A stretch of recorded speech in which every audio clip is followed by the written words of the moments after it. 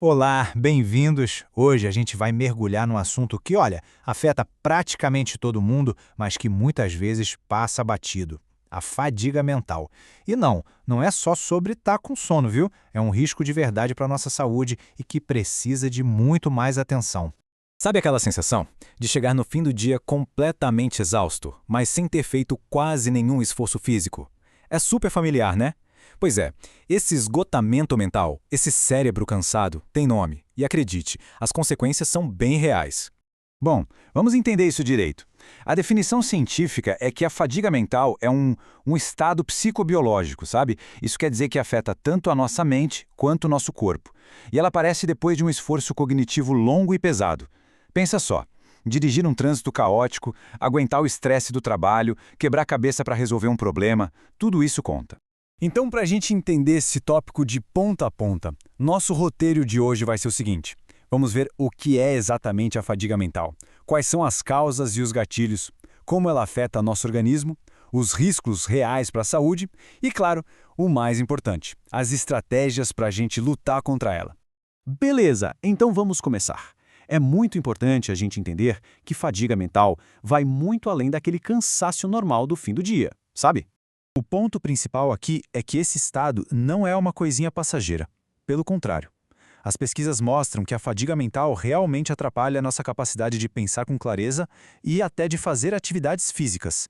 E o pior, os efeitos podem durar horas, mesmo depois que a gente já parou de fazer o que estava causando cansaço. Mas afinal, o que drena tanto a nossa energia mental? Bom, é isso que a gente vai explorar agora.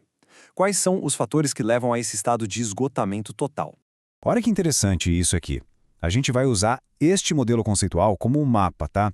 Ele mostra de um jeito bem visual como vários fatores diferentes acabam levando à fadiga mental e, no fim da linha, a problemas de saúde.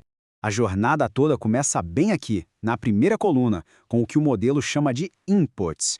Basicamente são os fatores, os gatilhos que a gente encontra no dia a dia e que dão o pontapé inicial no processo de fadiga. E esses fatores são velhos conhecidos nossos, né? As demandas cognitivas do dia a dia, tipo dirigir ou o estresse do trabalho, estresse crônico, sono de má qualidade, ter que lidar com uma doença crônica e até o próprio envelhecimento. Enfim, tudo isso nos deixa mais vulneráveis à fadiga mental. Ok, já entendemos os gatilhos. Agora, vamos avançar no nosso modelo para ver o que acontece depois.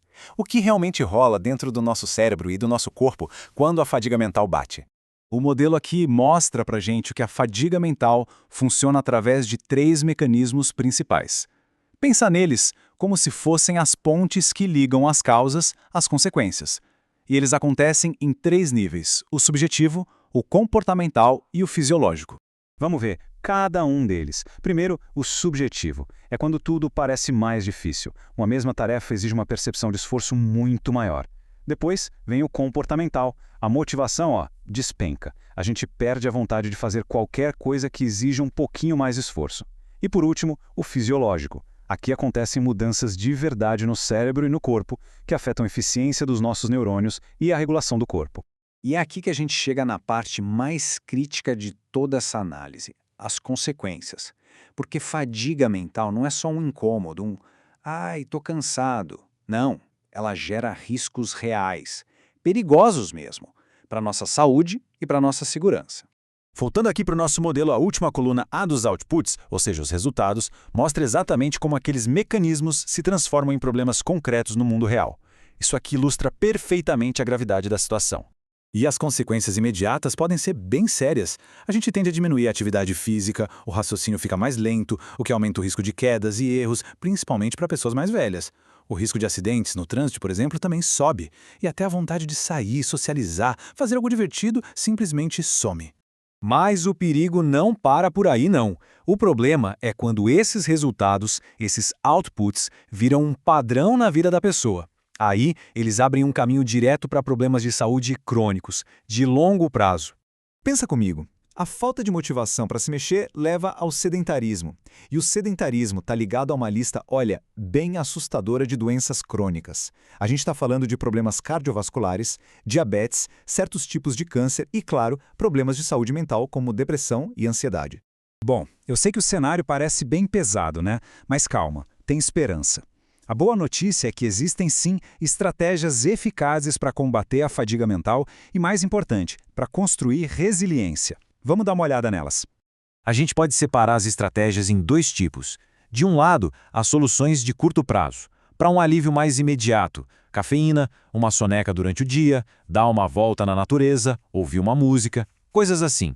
Mas, do outro lado, para uma solução que dura, a gente precisa de abordagens de longo prazo, como o treinamento de resistência cerebral, o BET, que vai construindo essa resiliência com o tempo. E o mais legal é que os efeitos são mensuráveis, dá para ver em números. Pega a cafeína, por exemplo, que é um clássico. Os estudos mostram que ela pode dar um up de uns 14% no desempenho de resistência, mesmo quando a pessoa já está com fadiga mental. É um impulso real, na hora.